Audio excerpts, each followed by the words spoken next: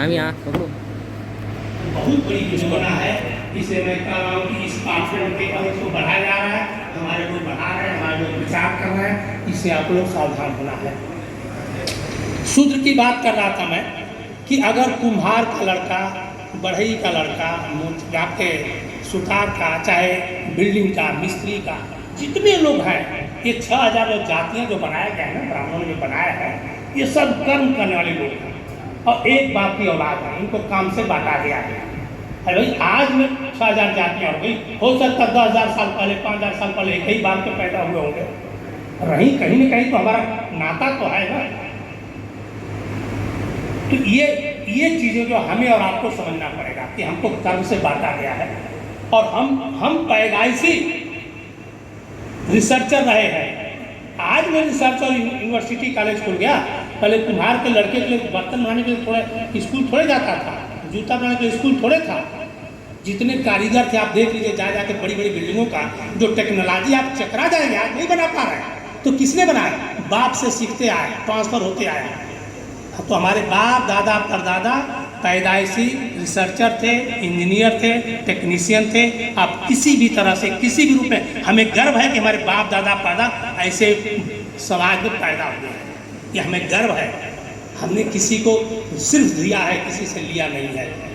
तो आप किसी भी तरह से अपने आप को, शूद्र को ब्राह्मण से कभी भी नीचे, और जिसको पिलाया खिलाया जिलाया ये शूद्र वर्ण, वो अपने आप को उच्च बना लिया। ढोंगी में कह रहा हूं, पाखंडी कह रहा हूं, परजीवी कह रहा हूं, कर्म करना उसके लिए अपराध माना गया है, वो अपने को उच्च बना लिया और कर्म करने वालों को नीच बना दिया। ये दुर्भाग्य है, ये हमारी मानसिकता में घुस गया है, हमारे ब्लड में घुस गया है। इसको हमें और आपको बदलना पड़ेगा, अपनी मानसिकता को बदलना पड़ेगा। ये कोई हथियार लेकर नहीं चलना है, कोई धरना प्रदर्शन नहीं करना है। आज तो ब्राह्मणों का वर्चस्व था। एक समय ऐसा था कि छत्रपति शिवाजी महाराज ही महाराष्ट्र के छत्रपति बन गए, लेकिन अदना ब्राह्मण कह दिया तुम शूद्र हो, राजाभिषेक नहीं हो सकता है। शिवाजी ने कत्ल क्यों नहीं कर, तलवार क्यों कुंद हो गई? गुलामी के मानसिकता के वो भी गुलाम थे जो हम आप सभी हैं।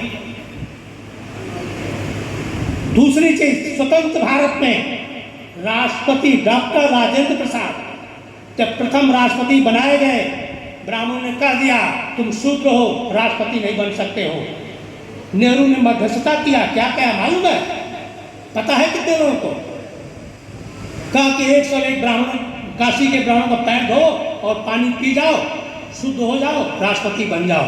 कि हमारे माथे पर कलंक है भारत के। उन्होंने धोया है। लोहिया ने बहुत भर्त्सना किया, उसका कार्टून भी गूगल पर है, आप देख सकते हैं। अरे विचित्र ये कहते हैं रामराज अपने जो राम के गुरु जो मंदिर बना रहे हैं, जो आज जो है पूरे विश्व में, जब कोरोना चल रहा था तो पूरे विश्व में अस्पताल बन रहा था और हमारे यहाँ चालाक लोगों ने मंदिर बना रहे थे, मालूम है ना? कोरोना मंदिर बन रहा था। उस मंदिर के तथाकथित भगवान की बात कर रहा हूँ। तुलसी रामचरितमानस में लिखा हुआ है, पूजा ही विप्रपद किए नींद बस नैन। रामचंद्र जी बेड सैया पर जाने से पहले किसी भी अदना ब्राह्मण का पैर छूते थे, तभी उनको नींद आती थी। वो टॉनिक थी उनके सोने के, नींद की गोली थी। बताइए, इतना अपमान अपने खुद के भगवान का, ये अपने को कहाँ से ले गया? मतलब उच्चता बढ़ाते बढ़ाते हम छोटे चमार और भंगी की बात कर रहे हैं, खुद इन्होंने भगवान को भी नीचा बनाया। आप कहाँ के मूली है? तो बता देना चाहता हूँ कि वो अपने अस्तित्व को भूले नहीं हैं। मुगलों मुसलमानों ने ख़त्म किया, फिर अंग्रेज़ों ने कानून बना के ख़त्म किया। हर साथ बोलते जाऊँगा तो बहुत लंबा, मैं तो चाहूँ तो 2-2 घंटा बोल सकता हूँ। मुगलों मुसलमानों ने ख़त्म किया, फिर अंग्रेज़ों ने एक्ट बना करके तरह तरह का ब्राह्मणवाद को एकदम कुचल दिया। उसी के बाद फिर बाबा साहब अम्बेडकर संविधान बना करके सब खत्म कर दिया। जब सब खत्म कर दिया, आज उनका वर्चस्व नहीं है, तो उनकी छटपटाहट है। 100-150 साल अंदर अंदर गुप्त रूप से काम कर रहे थे। और जब तक ब्राह्मण रहेगा अपने ब्राह्मणवाद को छोड़ेगा नहीं। यही मौका मिला है, तो इस मौके पर आप देख सकते हैं 9 साल से उन्होंने क्या क्या काम किया, बताइए। किसी भी चीज़ में देखिए, किसी भी तरह से देश के डेवलपमेंट में, देश के विकास में आपको 9 सालों में कोई काम दिया? सिर्फ काम क्या किया है इन्होंने? पाखंड और अंधविश्वास और ब्राह्मण और ब्राह्मणवाद के वर्चस्व को बढ़ाने की बात किया है। मैं भी मोदी से फिदा हो गया था, अरे भाई हुआ गुजरात का ओबीसी मुख्यमंत्री आ रहा है, प्रधानमंत्री बनेगा, गुजरात का मॉडल है, चलो भाई एक बार देख लो, चांस हो सकता है देश सुधर जाए। पता चला प्रधानमंत्री बनते बनते काशी में जाकर के 10 ब्राह्मणों का आरती कर रहा है, पैर सिंधो रहा, 501 रुपया पुरस्कार, क्या बोलते हैं उसको, दक्षिणा दे रहा है। अमेरिका में जाकर तुरंत उपवास पर बैठ गया और पूरा नेशनल मीडिया दिखा रहा है, वाह हमारे प्रधानमंत्री तो उपवास कर रहे हैं। तो क्या है ये? आपके देखिए, आप कुंभ मेला में चाहिए 400-500 करोड़ खर्च कर दिया, अयोध्या में दीपक जलाने में 400-500 करोड़ चला, गाय को माता बना दिया। क्या हमारी आस्था नहीं है? हमारी माँ का अपमान नहीं हो रहा? ये जानवर को तुमने माँ बना दिया, हमारी माँ कहाँ जाएगी? यही तो कारण है कि कुंभ मेले में अपनी माँ को लेकर छोड़ आते हैं बुजुर्ग होने पर, और सरकार उनको दिलाती है। वो बोलते हैं गाय हमारी माँ का, तो हम माँ अपने माँ बाप को छोड़ दें। हमारी आस्था नहीं है क्या कि हमारी माँ को तुमने जानवर बना दिया? मैं कहाँ कंप्लेन करूँ, उनकी आस्था तुरंत आहत होती है कुछ भी बात पर। क्या हमारी आस्था नहीं है? हम इंसान नहीं हैं? हम भी कहाँ के नागरिक हैं? हम भी तो बहुत आहत हूँ।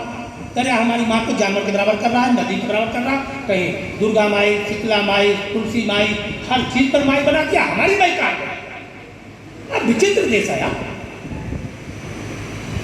हमें भी तकलीफ होती है। तो बता रहा हूँ कि ये जो है इतना बड़ा आडंबर है कि इसको हमें और आपको समझना पड़ेगा। समझे?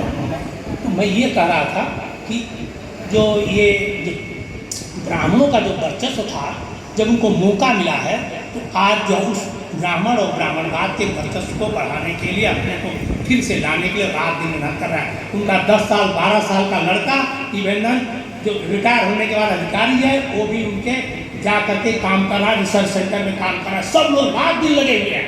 उनकी देखिए हजारों धार्मिक और सामाजिक संस्थाएं हैं। देखिए मैं क्या बोल रहा हूँ अभी पॉलिटिकल पर, उनकी हजारों क्या है धार्मिक और सामाजिक संस्थाएं हैं।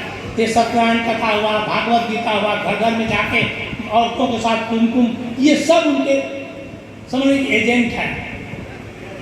और राजनीतिक पार्टी एक है, सब उसके लिए काम कर रहे हैं। और हमारे यहाँ क्या है, शूद्रों में, बैकवर्डों में, बहुजन में, मूल निवासी में हजारों पार्टियां हैं। सामाजिक संस्था देखे पूरे देश में एक भी नहीं है। हम कैसे टक्कर लेंगे उनसे?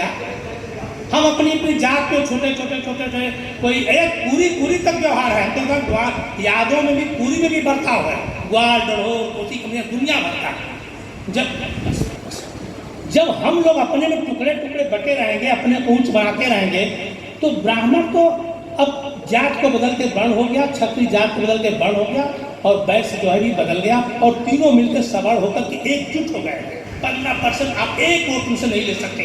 आज के माहौल में मैं लिख के देता हूँ, इंटैक्ट है 15%। आप कितने परसेंट हो जोड़ लीजिए अपने आप से। जब जात का बंटवारा करोगे तो पता चलेगा क्या 5% भी नहीं हो, आप माइनॉरिटी में हो। इसलिए कह रहा हूँ बहुजन बनो, निवासी बनो, शूद्र बनो, भाईचारा मिटाओ, छुआछूत मिटाओ, बेटी रोटी का रिश्ता करो, तब जाके आप किसी से टक्कर ले सकते हैं, मानवतावादी इंसान बन सकते हैं और बना सकते हैं।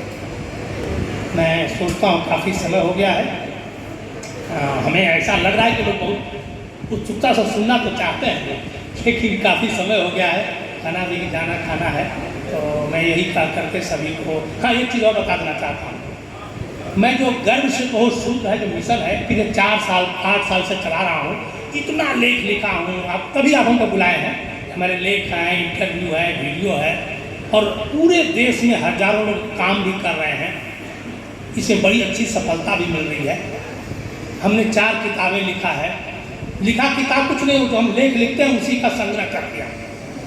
पहली किताब मानवीय चेतना है, दूसरी है गर्व से कौन शूद्र है, तीसरी किताब है ब्राह्मणवाद का विकल्प शूद्रवाद, ये राजनीतिक पुस्तक है, और चौथी किताब है यादगार लम्हे, जो हमारे बचपन से लेकर आज तक जो सामाजिक संख्या घटा है उसका और सर्विस का पूरा संग्रह है। मैं चाहूँगा गूगल जाइए, हमारा नाम डालिए, आपको किताबें भी आ जाएंगी, देखिए सब कुछ गूगल पर मिलता है। यही कह के मैं सभी को शुक्रिया, धन्यवाद, जय भीम।